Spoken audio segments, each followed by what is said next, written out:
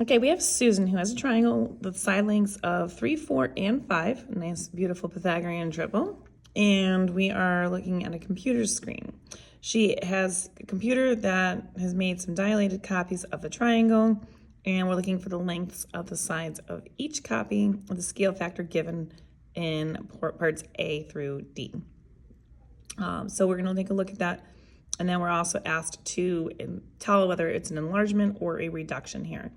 So first thing I can do simply, without even doing any math whatsoever, is look at the number for the scale factor.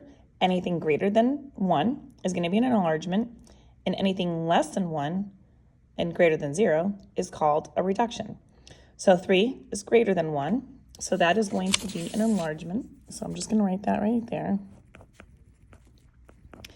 My next one is a half. So half the size would be a reduction.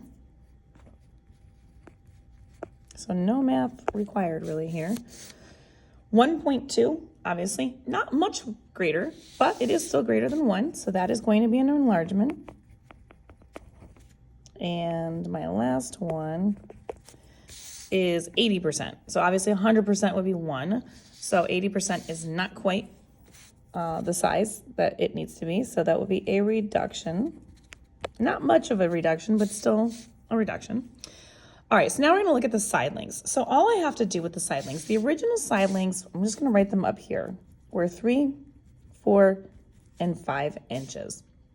So if I have a scale factor of 3, all I'm doing is multiplying all 3 of those side lengths. 3 times 3 would be 9 inches. 3 times 4 is 12 inches. And then 3 times 5 is 15 inches. Now if I do half of that, half of 3 would be 1.5. And then half of 4 is 2. These are all, again, in inches. And then half of 5 is 2.5. This is all you have to do for dilations. Real simple stuff. All right, 1.2. Now all I would have to do is take 1.2 on a calculator, if I'm not sure, or you can do it by hand. Multiply times 3, you get 3.6 inches. We do 1.2 times 4, we're ending up with 4.8 inches.